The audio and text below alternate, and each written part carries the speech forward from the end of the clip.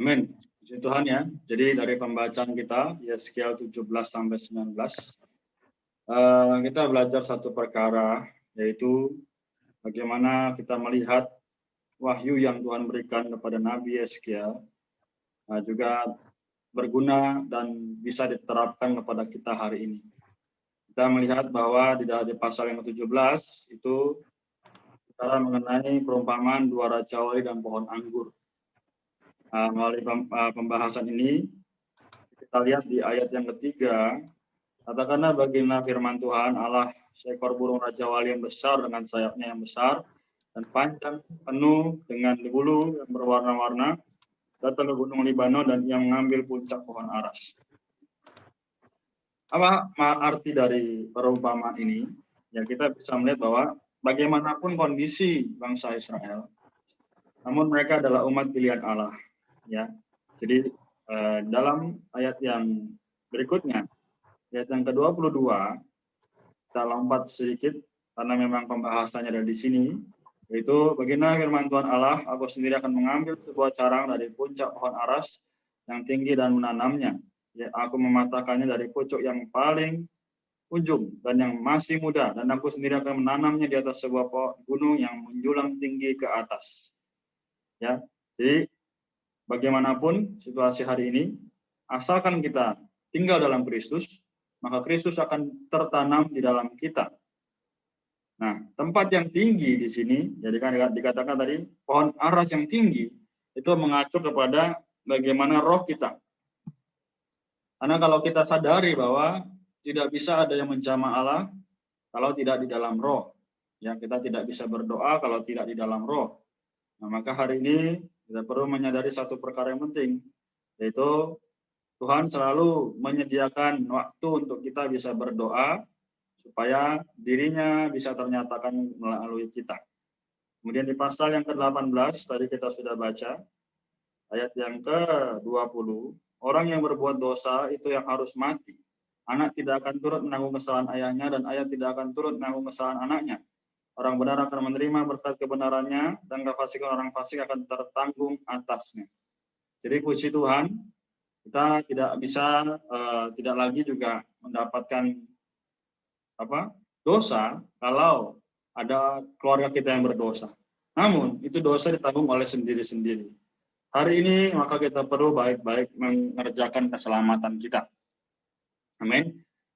Supaya Tuhan bisa membuat kita menjadi bejana yang mulia bagi maksud yang mustika. Ya. Kemudian pasal 19, ratapan Yeskiel untuk raja-raja Israel. Mengapa? Ayat yang ke-7 kita lihat, yang merusak puri-puri mereka dan menumpas kota-kotanya. Bumi serta segala isinya diam, ketakutan mendengar suara aumnya. Arti dari ayat ini menandakan bahwa Tuhan selalu berbicara melalui situasi agar kita juga bisa dikuatkan dan dibangkitkan. Sehingga di ayat yang terakhir, tadi ayat yang 14, maka keluarlah api ya dari cabangnya yang memakan habis ranting dan buahnya, sehingga tiada lagi padanya cabang yang kuat dan tiada tongkat kerajaan. Ini adalah ratapan dan sudah menjadi ratapan. Ya, memang hari-hari ini satu perkara yang penting adalah kita perlu meratap terhadap situasi yang jauh dari Allah. Kita perlu meratap bagi negara, bagi orang-orang yang jauh daripada Tuhan. Haleluya, kita sudah mengenal Alkitab. Haleluya, kita sudah mengasihi Tuhan. Maka teruskanlah dan setialah. Sehingga apapun yang kita kerjakan hari ini betul-betul bisa menjadi berkat bagi Tuhan dan bagi banyak orang. Amin. Jadi ini penjelasan singkat dari kitab Yeskiel pasal 17 sampai 19. Kita akan lanjutkan Yakobus pasal yang kelima ayat 7 sampai 20. Jadi kalau ada pertanyaan bisa di grup atau di sini sekalian. Yakobus pasal 5 ya. 7 sampai 20. Amin. Oke.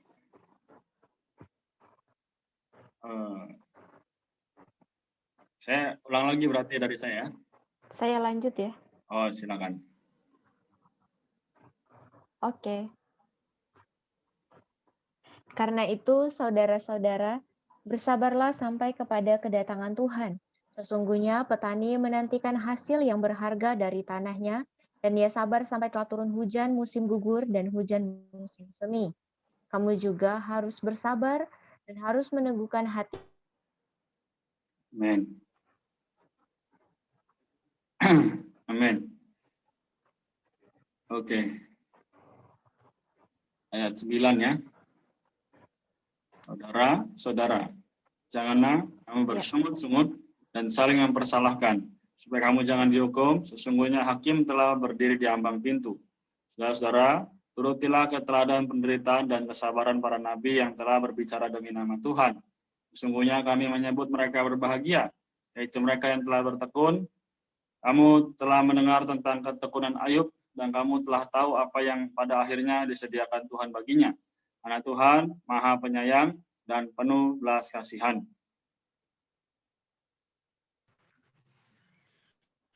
Mengenai spa dan doa untuk orang sakit.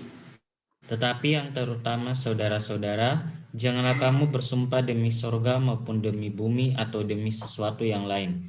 Jika ya, hendaklah kamu katakan ya, jika tidak, hendaklah kamu katakan tidak, supaya kamu jangan kena hukuman. Kalau ada seorang di antara kamu yang menderita, baiklah ia berdoa. Kalau ada seorang yang bergembira, baiklah ia menyanyi. Kalau ada seorang di antara kamu yang sakit, baiklah ia memanggil para penatua jemaat, supaya mereka mendoakan dia setelah mengolesnya dengan minyak dalam nama Tuhan. Dan doa yang lahir dari iman akan menyelamatkan orang sakit itu, dan Tuhan akan membangunkan dia. Dan jika ia telah berbuat dosa, maka dosanya itu akan diampuni. Karena itu, hendaklah kamu saling mengaku dosamu dan saling mendoakan, supaya kamu sembuh. Doa orang yang benar, bila dengan yakin didoakan, sangat besar kuasanya. Elia adalah manusia biasa sama seperti kita, dan ia telah bersungguh-sungguh berdoa supaya hujan jangan turun, dan hujan pun tidak turun di bumi selama 3 tahun dan 6 bulan. Lalu ia berdoa pula, dan langit menurunkan hujan dan bumi pun mengeluarkan buahnya. Saudaraku, jika ada di antara kamu yang menyimpang dari kebenaran dan ada seorang yang membuat dia berbalik, ketahuilah bahwa barang siapa membuat orang berdosa berbalik dari jalan yang sesat, dia akan menyelamatkan jiwa orang itu dari maut dan menutupi banyak dosa. Haleluya. Jadi ini sangat berkaitan dengan pembacaan kita kitab Yeskiel yang tadi, ya. Bagaimana sebagai kaum beriman kita memenuhi tuntutan, yaitu membawa diri Tuhan kepada banyak orang. Dalam Yakobus pasal yang kelima ini, kita kembali lagi diingatkan bahwa memang tadi Kelvin sudah baca perikopnya ya, supaya kita bisa menantikan kedatangan Tuhan dengan sabar. Jadi biarlah dari ayat 7 sampai ayat yang ke-20 ini tidak menjadi lewat begitu saja ya. Karena kita tahu bahwa setiap perkataan Tuhan adalah ya dan amin. Oke, jadi saya bahas sedikit. Katakan ayat 7, karena itu saudara-saudara bersabarlah sampai kedatangan Tuhan. Sesungguhnya petani menantikan hasil yang berharga dari tanahnya, dan ia sabar sampai telah turun hujan musim gugur dan hujan musim semi. Ini menandakan bahwa dalam setiap situasi, dalam setiap hari, Tuhan akan membawa hari demi hari kita dipenuhi dengan berkat apabila kita bersandar kepada firman-Nya. Nah, hari ini dikatakan tadi di ayat yang ke-13 ya. Kalau ada seorang di antara kamu yang menderita, baiklah ia berdoa. Kalau ada seorang yang bergembira, baiklah ia menyanyi. Nah, jadi situasinya sangat sesuai dengan hari ini. Kalau kita menderita, mari kita berdoa. Kalau kita bergembira, mari kita bernyanyi. Sehingga apapun yang terjadi dalam hidup kita, baik itu pandemi, baik itu masalah pribadi, baik itu segala sesuatu yang berhubungan dengan diri kita, baik itu negatif, baik itu positif, biarlah apa? Ya yang 14 katakan, kalau ada seorang di antaramu yang sakit, baiklah ia memanggil para penatua jemaat supaya mereka mendoakan dia, serta mengolesnya dengan minyak dalam nama Tuhan. Oke, ini bukan berarti ada suatu karya yang sangat besar, ya kan? Wah, orang ini bisa menyembuhkan. Tidak. Tapi maksud dari ayat ini adalah, kita lihat ya, di ayat yang 15, dan doa yang lahir dari iman akan menyelamatkan orang sakit itu, dan Tuhan akan membangunkan dia. Dan jika ia telah berbuat dosa, maka dosanya itu akan diampuni. Artinya itu, ya. Jadi bukan berarti kan, oh saya orang yang melayani, saya bisa nih menyembuhkan, saya bisa nih melakukan mujizat. Tidak.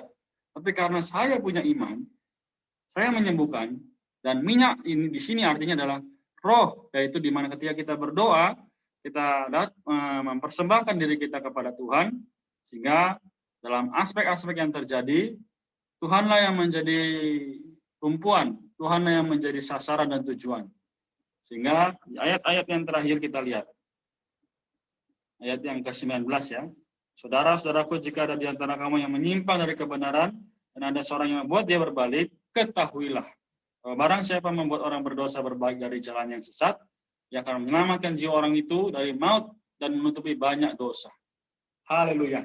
Jadi, biarlah malam ini kita kembali menyadari, meskipun 2-3 orang di antara kita, tapi Tuhan hadir di tengah-tengah kita, maka biarlah nanti yang mendengar firman ini juga bisa diberkati dan memberkati orang lain.